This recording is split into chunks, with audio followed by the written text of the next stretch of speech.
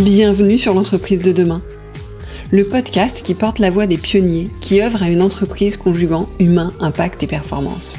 Le podcast qui inspire les DRH, les dirigeants, les managers, qui leur donne envie et les clés pour agir. Je suis Delphine Zanelli, conférencière, formatrice et facilitatrice. Mon métier ?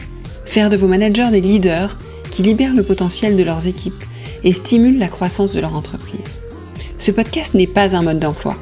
Mon ambition, ici, est de poser les vrais sujets, ceux qui vous questionnent au quotidien, de les aborder avec des profils d'invités variés, d'apporter un regard nuancé et de proposer des clés d'action très concrètes.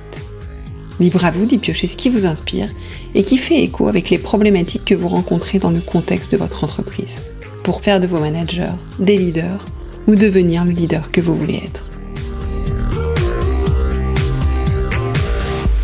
Alors pour cet épisode, aujourd'hui, on va parler justement de management et de leadership. J'ai le plaisir de recevoir Nicolas Wallert, qui est DG de Cofidis France. Nicolas m'a contacté il y a quasiment un an pour que j'intervienne donc à la rentrée 2023 à sa convention managériale pour que je donne ma conférence « Devenez le leader que vous voulez être » à ses managers. J'ai eu l'occasion donc d'échanger longuement avec Nicolas et ses équipes. J'ai eu l'occasion de poursuivre cet échange puisqu'on a poursuivi l'aventure ensemble. Et j'ai découvert un chemin extrêmement intéressant. Vous savez, j'ai créé ce podcast au départ parce que je voulais pouvoir partager avec le plus grand nombre le talent, le chemin, les apprentissages de ces leaders que je rencontre au quotidien. Et Nicolas est un parfait exemple. Et je lui ai tendu le micro là au mois de juin puisque Cofidis France vient de passer entreprise à mission. Donc c'est quand même une étape importante dans ce chemin entamé depuis plusieurs années. Et donc Nicolas nous partage très librement. Voilà, Nicolas, c'est quelqu'un qui a un contact facile et qui, pour le coup, est vraiment dans cette posture de leader, puisqu'il a cette capacité à partager à la fois fièrement ses avancées, à nous transmettre une vision de là où ils veulent aller, le sens, l'impact, mais aussi les vulnérabilités, les difficultés. Et puis, Nicolas m'a fait le cadeau parce que je voyais que le compteur tournait. Et je lui ai dit, Nicolas, est-ce que tu serais OK qu'on fasse 2 épisodes ? Donc, un épisode que je diffuse aujourd'hui, où on parle de l'aventure Cofidis France, et un épisode que je diffuserai à la rentrée, puisque la saison se termine, où on parlera de sa posture de leader. Et là, vous verrez que ça sera passionnant aussi. Donc, je vous laisse en compagnie de Nicolas. Bonjour Nicolas. Bonjour Delphine. Merci d'être avec moi aujourd'hui. Alors, je vais te laisser te présenter pour commencer. Ouais, merci. Donc, je suis Nicolas Wallert, donc je suis le directeur général de Cofidis France. Donc j'ai 51 ans et je suis chez Cofidis depuis 6 ans maintenant, puisque je suis rentré après une expérience au Portugal, puisque j'ai dirigé notre filiale au Portugal, et je suis rentré en 2018, et donc je suis chez Cof France maintenant depuis 6 ans. Et alors tu sais que je suis aussi membre du comité exécutif du groupe. Et puis une casquette supplémentaire, mais je pense qu'on aura l'occasion d'en parler, c'est que je suis aussi pour le groupe coordinateur du déploiement d'entreprises à mission. Parce que vous venez de passer entreprise à mission. Oui, c'est ça. Depuis le 22 mai, donc nous avons intégré dans nos statuts la qualité de société à mission. Donc c'est Cofidis Group qui devient entreprise à mission, mais c'est aussi Cofidis France, selon la loi Pacte, qui devient société à mission. Et pourquoi ce passage à la société à mission ? Enfin, pourquoi ? J'imagine, mais explique-nous le sens pour Cofidis tout particulier. Non, c'est une vraie question, puisque alors Cofidis a plus de 40 ans, et on a des valeurs humaines très fortes depuis toujours dans notre ADN. On a l'excellence relationnelle, donc très dans l'accompagnement de nos clients, de nos partenaires, mais aussi dans cette symétrie des attentions, parce qu'on est très attaché à ça, d'accompagner nos collaborateurs au quotidien, donc des valeurs fortes de proximité, de simplicité, des valeurs humaines, avec un engagement fort pour nos clients, nos partenaires, nos collaborateurs, notre environnement, la société. Et donc, quand la loi Pacte est sortie, puisqu'elle a 5 ans maintenant, on a eu des discussions en interne pour prendre cette qualité de société à mission. Parce que pour nous, c'était un choix naturel d'aller plus loin, d'aller un cran plus loin. J'aime bien dire aller un cran plus loin, parce qu'aujourd'hui, on veut prendre notre part aussi. Je pense que toutes les sociétés aujourd'hui ne peuvent plus uniquement penser au profit, mais doivent penser également à leur environnement et accompagner les défis sociétaux et environnementaux. Et l'actualité chaque jour nous montre l'importance que les entreprises aussi s'engagent. Son rôle politique, en fait, au sens de la cité. Exactement. Et alors, comment vous définissez votre mission? Quelle est votre mission? Alors notre mission, on l'a définie, puisque tu sais que notre actionnaire, c'est le Crédit Mutuel Alliance Fédérale, donc on a tous la même raison d'être au niveau du groupe, qui sont ensemble écouter et agir. Et puis on a défini notre propre ambition d'accompagner une consommation responsable, de construire ensemble un monde plus durable. Et pour ça, on a des missions, des engagements et des indicateurs pour le suivre, parce qu'on sera bien sûr audité. Hein, c'est un choix volontaire, mais qui est bien encadré, bien accompagné. Qu'est-ce que ça change chez Cofinis pour le quotidien, pour l'entreprise et pour ses collaborateurs? Alors, quelque chose de très concret, parce qu'on en a fait notre projet d'entreprise. Si tu veux, j'en reparlerai, puisque je suis arrivé en 2018, donc on avait lancé un premier projet d'entreprise. Et bien là, on vient de lancer un nouveau projet d'entreprise, qui est une évolution du précédent, mais qui est un projet d'entreprise à mission. Ok, alors raconte-nous quel était le projet en 2018, et quelque part, comment vous avez tiré le fil, et à quoi vous êtes arrivé aujourd'hui? Alors 2018, j'arrive au Portugal. Alors c'est une nouvelle page de notre histoire. Hein. On sortait d'une période assez longue. Il y a eu la loi Lagarde qui a quand même bien impacté notre business, la façon dont on le faisait. Il y a eu une migration informatique importante, puisque entre-temps on s'est fait aussi racheter par le Crédit Mutuel Alliance Fédérale. Donc il y a eu une migration informatique qui a été importante aussi, qui a été longue. Donc moi j'arrive à ce moment-là, on vient de terminer, donc on va se relancer. Donc on travaille sur notre nouveau projet d'entreprise, qui était vraiment, on démarre sur une nouvelle histoire, et on veut être une société créatrice de confiance, connectée, engagée. C'est comme ça qu'on pose les choses. Donc à partir de là, on crée notre projet d'entreprise. On définit une ambition forte à l'époque, c'est de créer ensemble l'entreprise de demain, inscrite dans le nouveau monde, où chacun peut être soi-même au service de tous. Tu vois, c'est important. Chaque mot est important dans ce qu'on définit. Et puis on le rajoute parce qu'on veut offrir à chacun les meilleures chances d'avancer. Okay. Donc on pose ça avec 2 volets. Un premier volet qui est un volet activité, business, puisqu'on se dit qu'on veut accélérer notre développement, on veut se diversifier et on veut se digitaliser. Puis surtout, un volet humain, puisqu'on veut donner beaucoup plus d'autonomie et de responsabilité à nos collaborateurs. Et c'est là qu'on commence aussi à travailler les 2 volets. Mais le volet humain, peut-être qui nous intéresse plus aujourd'hui, c'est celui où on va travailler beaucoup plus notre culture managériale.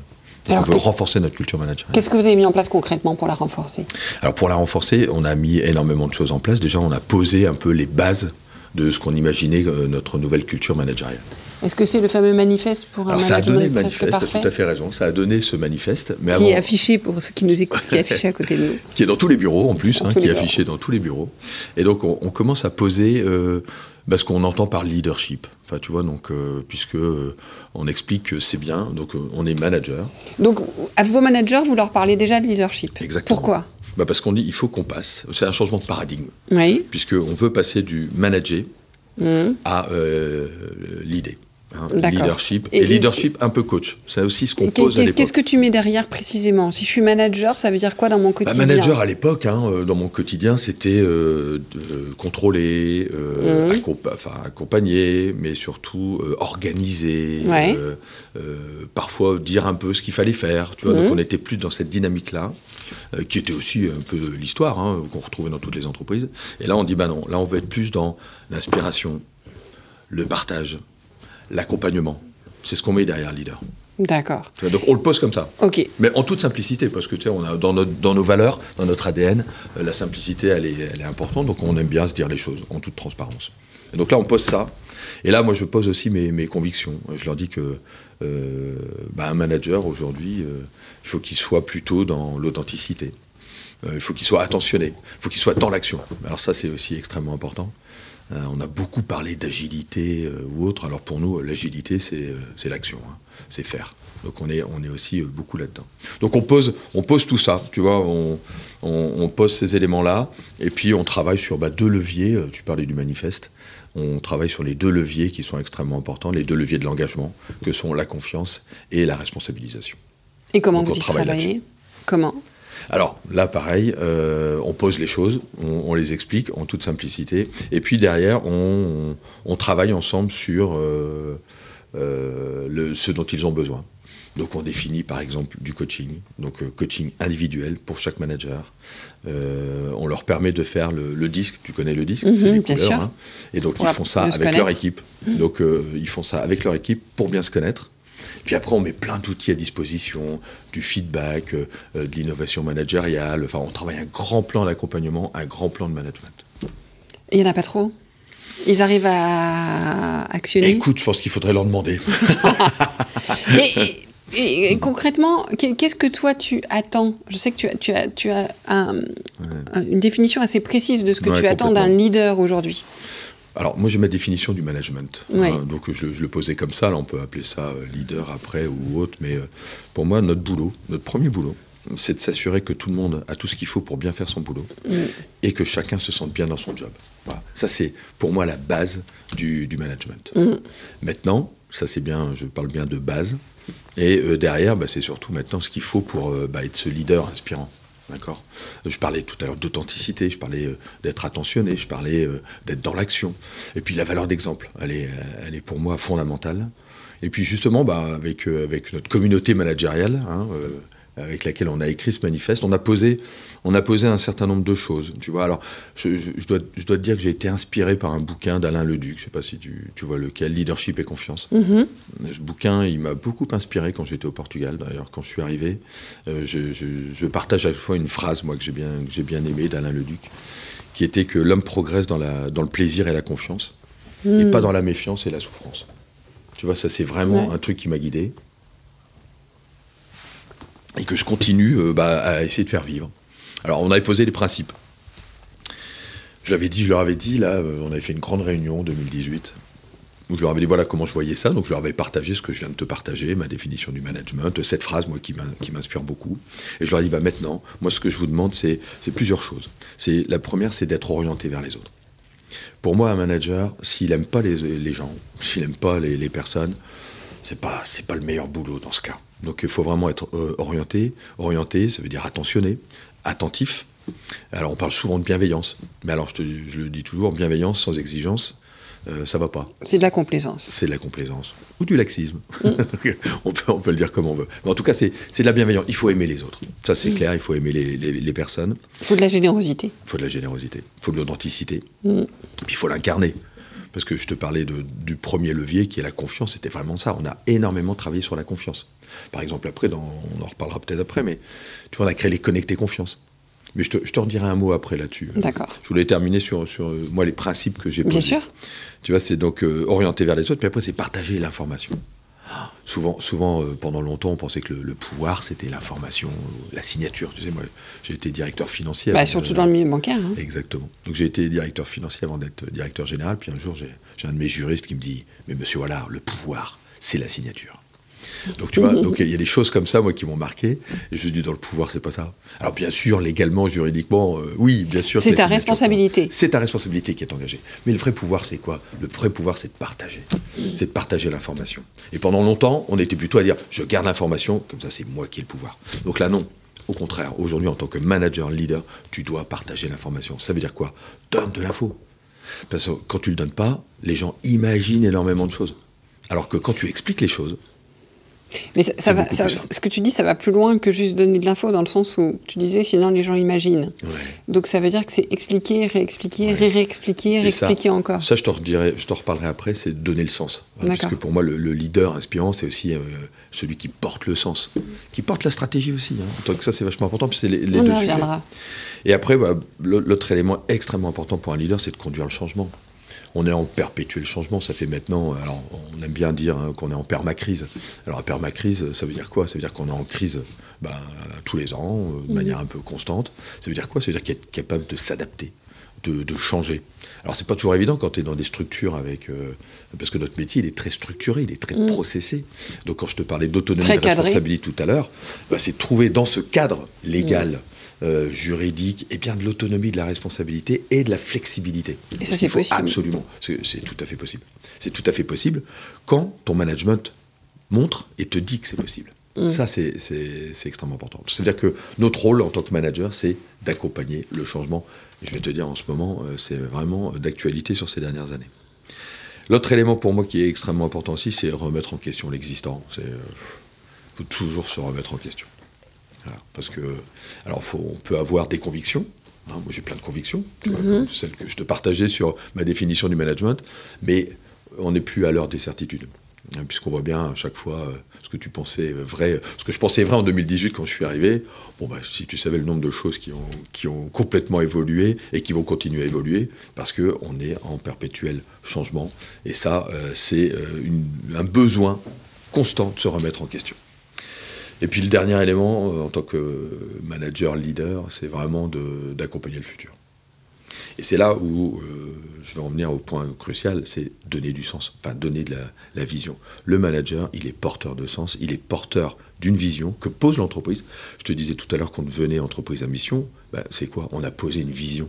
On a posé une vision du monde. Comment on voit le monde, comment on veut l'accompagner demain. Et là, le rôle du manager, il est essentiel parce qu'il porte ça. Il porte le sens de notre métier, le sens de nos actions, et puis il porte la stratégie. Et ça, c'est le rôle, pour moi, essentiel, c'est qu'un leader, il doit être connecté aux autres, et il doit porter la stratégie. Porter la stratégie, ça veut dire quoi pour toi, si je suis manager première ligne? Manager première ligne, c'est être capable d'expliquer les orientations que prend l'entreprise, les décisions et qui impactent au quotidien. Et le lien par rapport à mon équipe, j'imagine. Exactement. Parce que parfois, c'est très loin, en fait. Voilà. Je te parlais de vision, on porte la vision, on porte la stratégie, mais ça a des conséquences très concrètes, opérationnelles.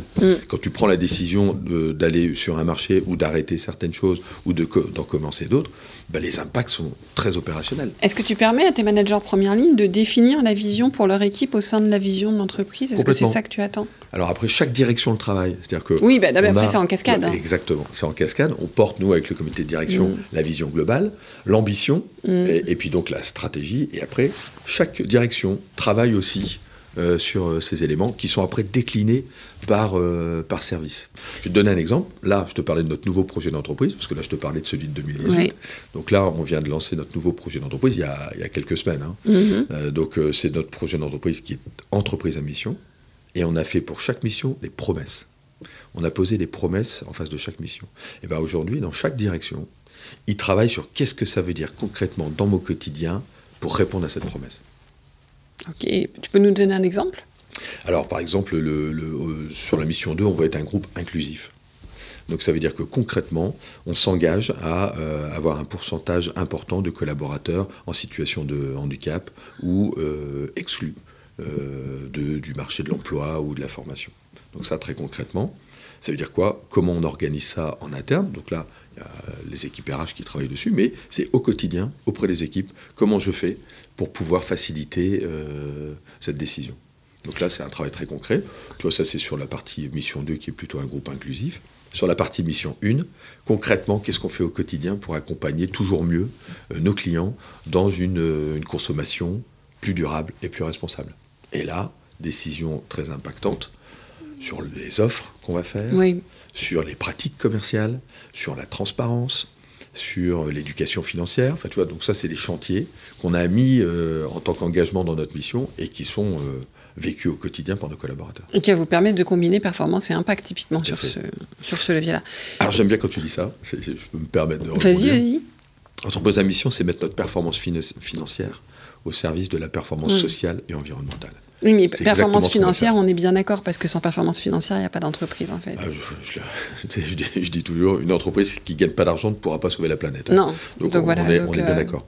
Et mais par contre, pouvoir la penser différemment, la penser beaucoup plus par rapport à l'impact qu'elle a.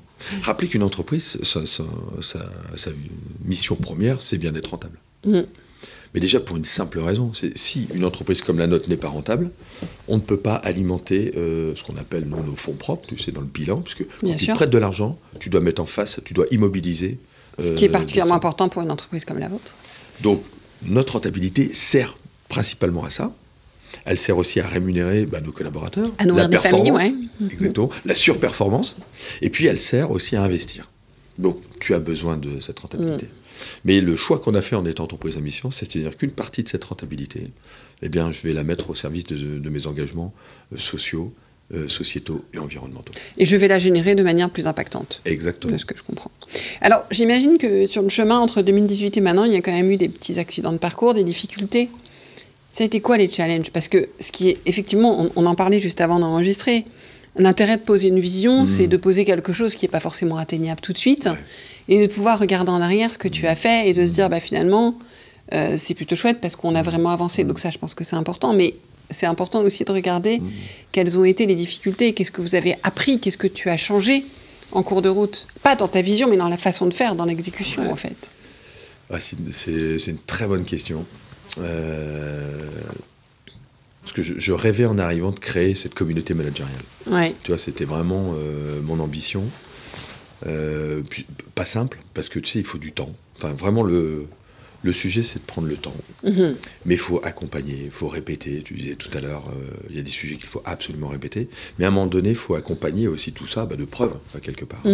Puisque c'est sympa, on se raconte des choses sympas, mais il faut que ça soit vécu au quotidien.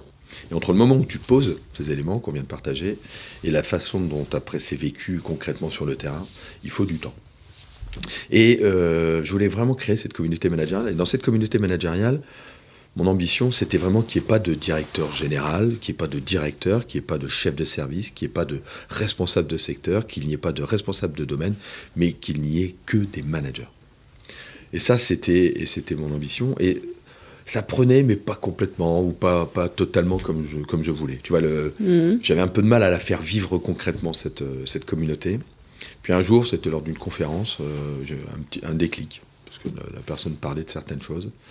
Et je me suis dit, il nous manque un moment. Un moment où tous ensemble, managers, on se pose, on partage, on se dit les choses, on se connaît mieux. Enfin, tu vois, on crée vraiment de la proximité, de la confiance, quelque part.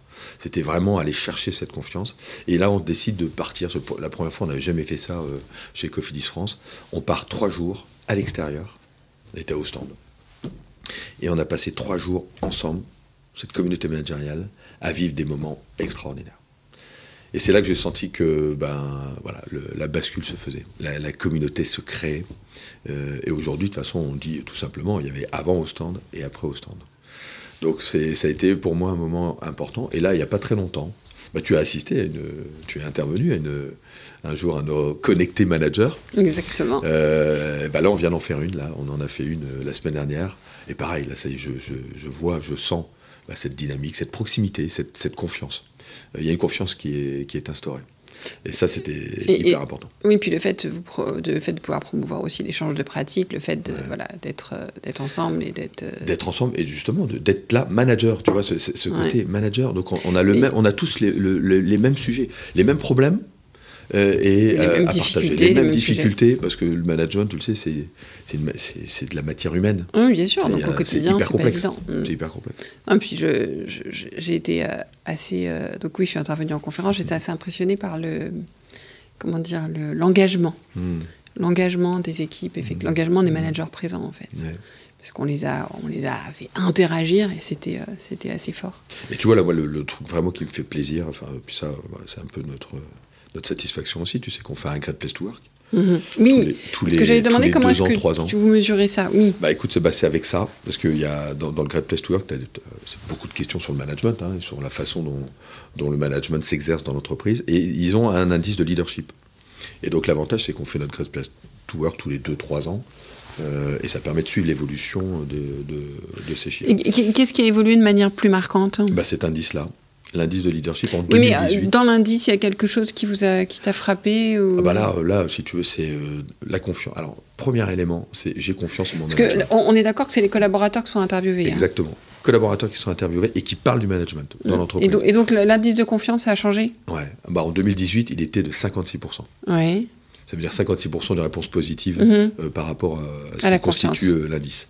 Là, on l'a fait en 2023, on est à 77%. Ah oui, effectivement. Donc, tu as une belle progression. Et alors que naturellement, on pourrait penser qu'avec l'évolution du rapport au travail, la progression a pu être freinée. Et puis surtout, regarde les 5... Là, on parle de 2018 à 2023. Qu'est-ce qu'on vient de vivre depuis 6 ans ? Des crises. Je te parlais de permacrise. Et tu vois le côté, en plus, en crise...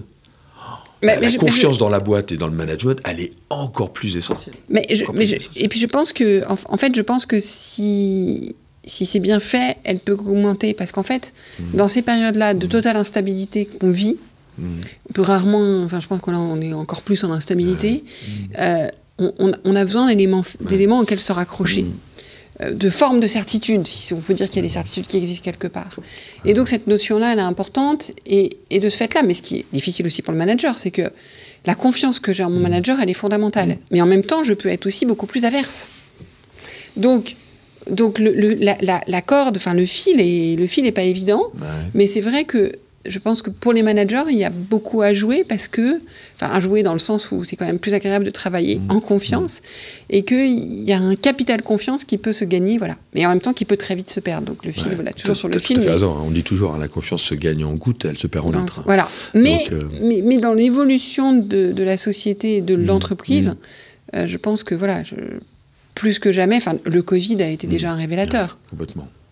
Un révélateur du rôle de l'entreprise et du rôle de confiance. Enfin, déjà, tout simplement, de savoir qu'ils allaient être payés, quoi. C'est quand même quelque chose dans ce qu'on vivait, voilà. Et donc, on ne peut pas dire que ça ait beaucoup ralenti depuis le Covid. Non, mais tu vois, tu l'as répété plusieurs fois, moi aussi, pour moi, il y a un élément, c'est la confiance. C'est pour ça que je te disais, le projet qu'on a posé en 2018, c'était être une entreprise créatrice de confiance.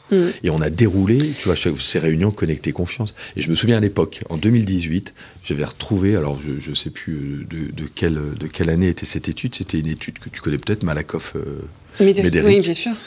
Qui dit, alors puis je l'avais sorti à nos managers parce que on pense toujours que notre équipe, si elle a confiance en nous, il n'y a pas de sujet.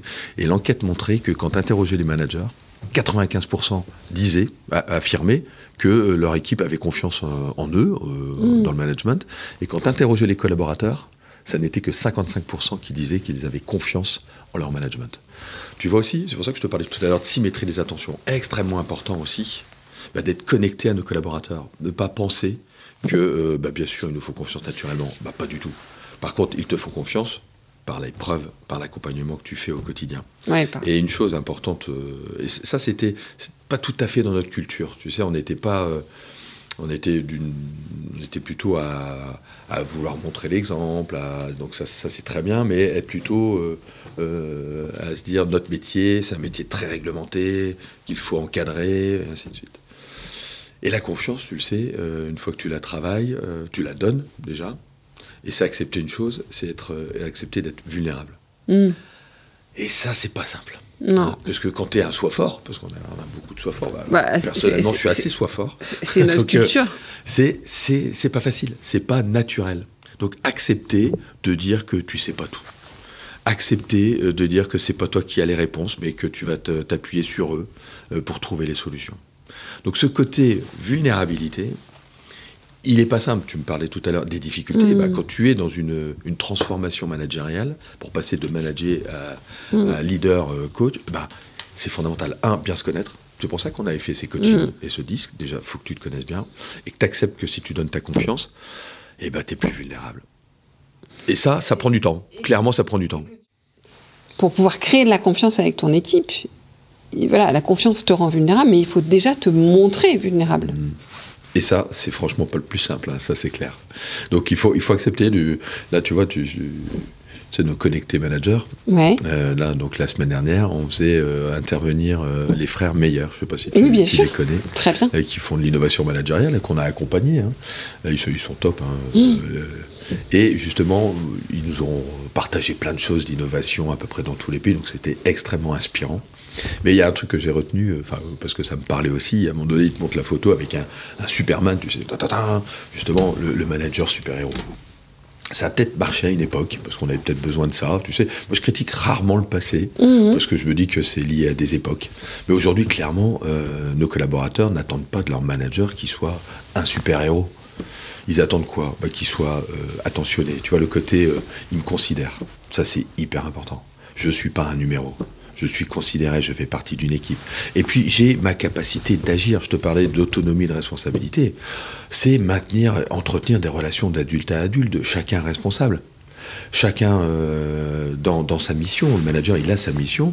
Et les collaborateurs Notre rôle, c'est de faire en sorte qu'ils soient engagés, qu'ils aiment leur boîte. Et on a de la chance chez Cofidis, parce que je te parlais de mon indice de leadership Great Place to Work, mais on a un très bon Great Place to Work. On a quand même 86% de nos collaborateurs aujourd'hui qui nous disent qu'ils sont dans une boîte où il fait vraiment bon travail.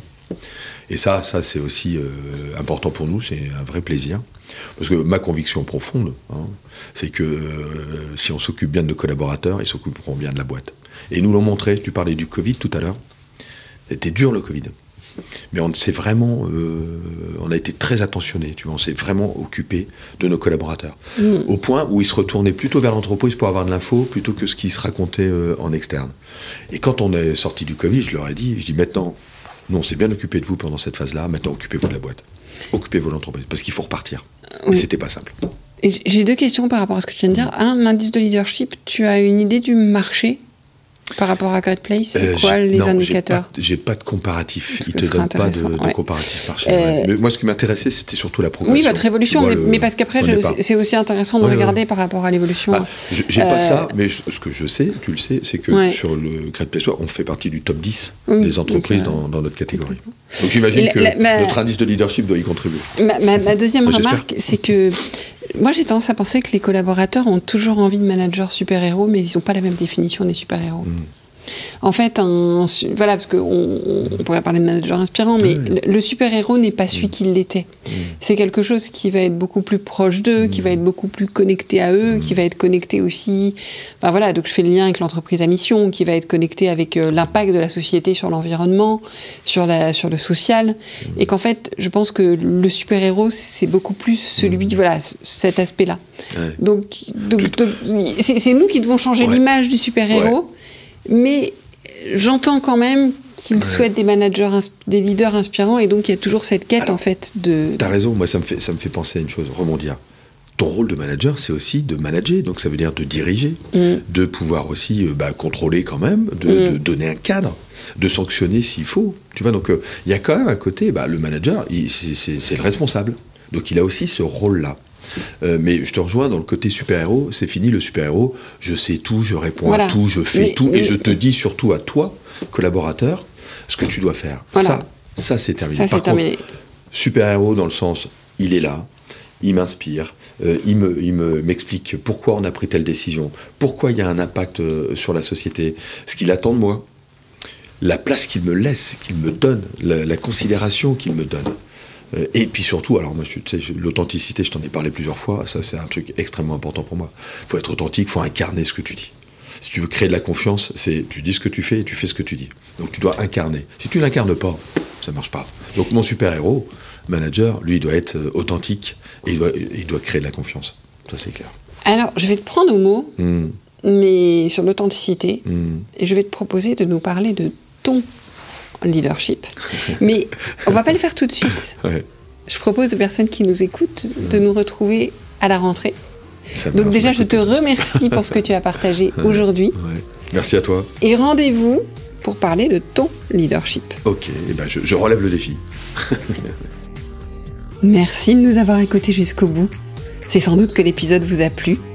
Merci alors de le partager à 2 personnes autour de vous et de mettre une note et un commentaire sur Apple Podcasts ou Spotify. C'est ce qui nous fait ressortir dans les classements, permet au podcast de grandir, de profiter au plus grand monde, et puis ça m'encourage aussi. Et si ce n'est pas encore fait, abonnez-vous à la page L'entreprise de demain de LinkedIn pour ne rien manquer de l'actualité du podcast. Et à la newsletter, devenez le leader que vous voulez être, pour ne rien manquer des contenus exclusifs que je vous propose. Et puis, si vous avez besoin d'accompagnement dans le développement de votre leadership ou de celui de vos managers, ou si vous cherchez la prochaine conférence qui inspirera vos managers, écrivez-moi, j'interviendrai avec plaisir. Je prends toujours grand soin de mes auditeurs et auditrices. J'adore travailler avec vous. Merci encore pour votre écoute et à la semaine prochaine.